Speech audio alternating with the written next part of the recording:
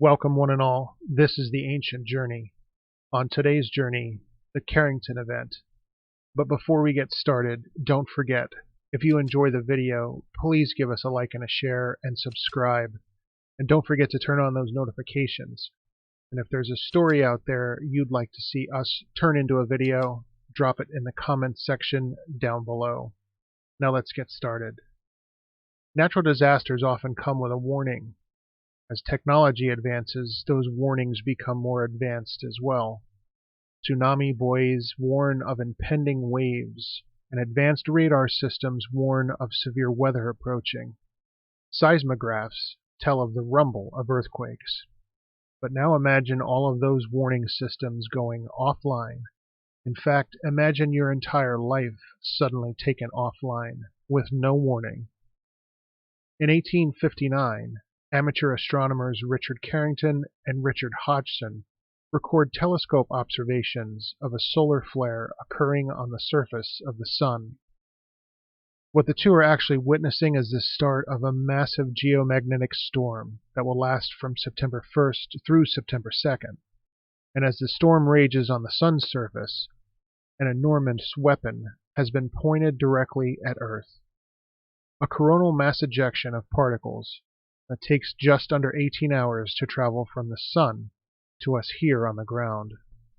A coronal mass ejection is the release of plasma and a magnetic field from the sun's molten core towards Earth.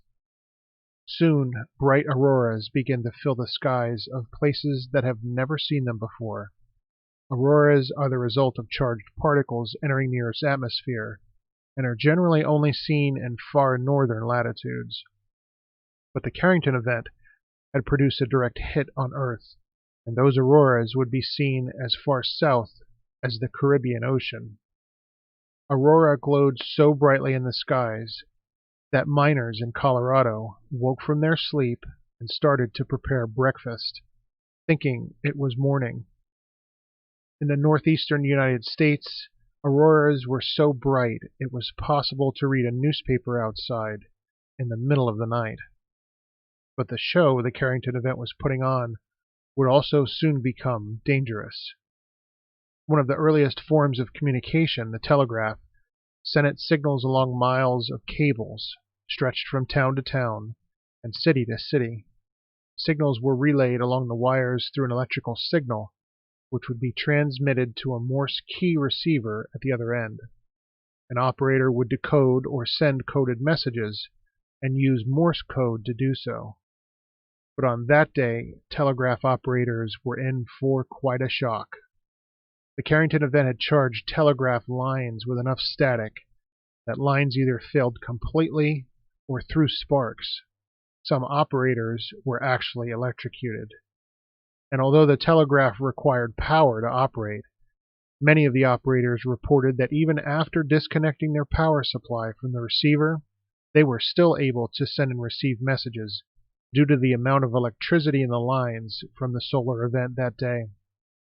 Imagine it, an event so powerful that it supplies power through the very air and lights up the skies in the middle of the night so brightly that it appears to be daytime. Now try to think of such an event occurring today. Are we ready for it? Recent solar storms, many times weaker than the Carrington Event, seem to prove that we aren't. In 1921, a much weaker storm caused disruptions across the globe. In 1967, another weak storm caused radar systems in the far northern hemisphere to stop working. The radar systems placed there to detect nuclear launches from the United States or the old Soviet Union went dark. Thinking that the radar systems were under attack, the military commanders of both countries, both under high tension during the Cold War, went into high alert. Aircraft holding nuclear weapons were actually scrambled into the skies and were ready to attack when the true cause of the outage was discovered. In fact, a solar storm had almost caused a nuclear war on Earth. Solar storms occurred again in 1972, causing widespread communication and electrical disturbances, and brought a threat to a new device in our skies, satellites, that were crippled for a short period of time.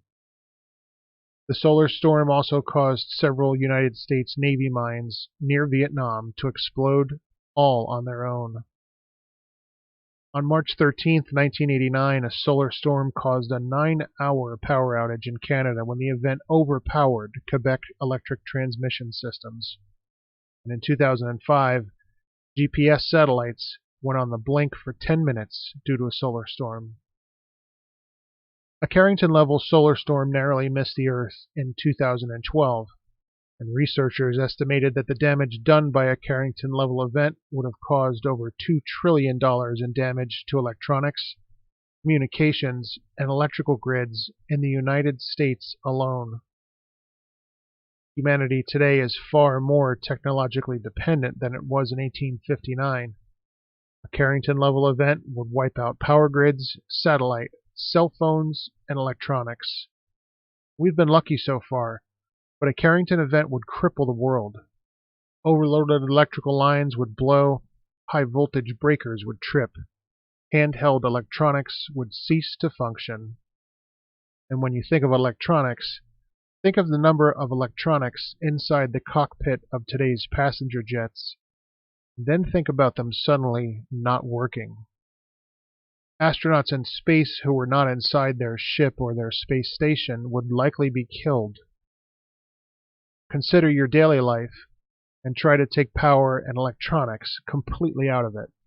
You won't get very far.